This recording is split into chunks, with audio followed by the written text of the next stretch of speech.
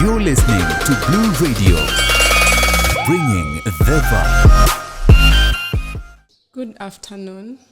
My name is Esther Onyango, and welcome to Blue Radio News at 1.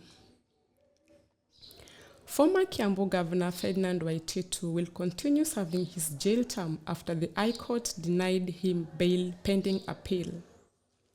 The court ruled that Waititu failed to provide sufficient grounds for his release, dismissing his argument that his appeal had a high chance of success. The court also ruled that the right to bail is not automatic and that prison facilities are equipped to handle medical needs. Waititu was convicted in a 588 million shillings corruption case and sentenced to pay a 53 million shillings fine or serve 12 years in prison. The court scheduled a mention of his case for March 18, 2025, directing that the main appeal be heard on a priority basis. Moving on, President William Ruto continued making church donations despite issuing a directive banning politicians and government officials from making cash contributions to Harambes. The president donated 20 million shillings in cash at Jesus Winner Ministry in Roysambu, Nairobi, and defended his actions as rooted in his religious beliefs. He dismissed criticism about his donations, stating that his success is tied to his commitment to giving. Moving on, Homa Bay Governor Gladys Wanga has opposed reverting to the old NHIF system, urging stakeholders to strengthen the newly established Social Health Authority, also known as SHA. Wanga acknowledged implementation challenges but emphasized that fixing the gaps in SHA would lead to a more robust universal health care system. She noted that SHA is now reimbursing hospitals every 2 weeks, though all dates are not being serviced in good time.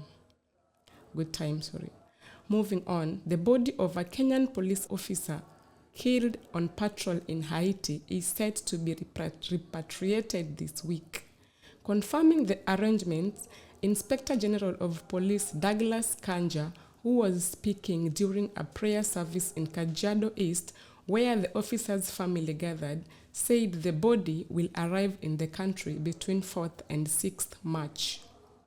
The officer, deployed under the Multinational Security Support Mission, was shot by a suspected gang members on 23rd February and succumbed while in hospital. The IG described him as a hero and assured the family of the government's support.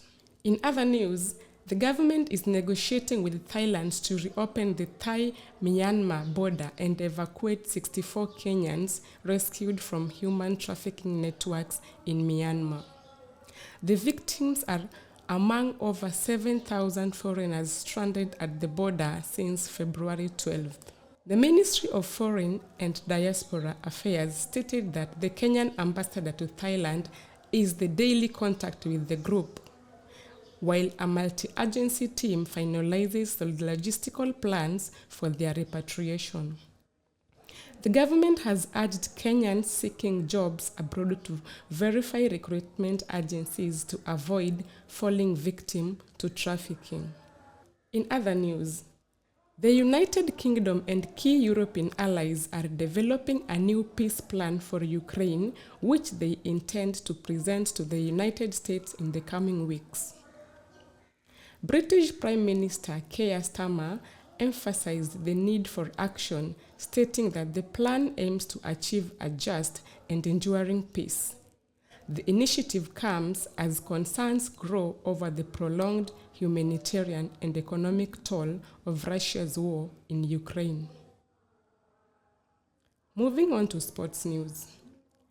Benny McCarthy is set to be unveiled as the new Harambee Stars head coach this afternoon at the KICC Pavilion in Nairobi. The former Manchester United first-team coach replaces Engin Firat, who resigned last year after failing to secure qualification for the 2025 Africa Cup of Nations. McCarthy's first task will be to oversee Kenya's 2026 World Cup qualifying matches against Gambia and Gabon next month. That's all we have for you today. My name is Esther Onyango. You're listening to Blue Radio, bringing the vibe.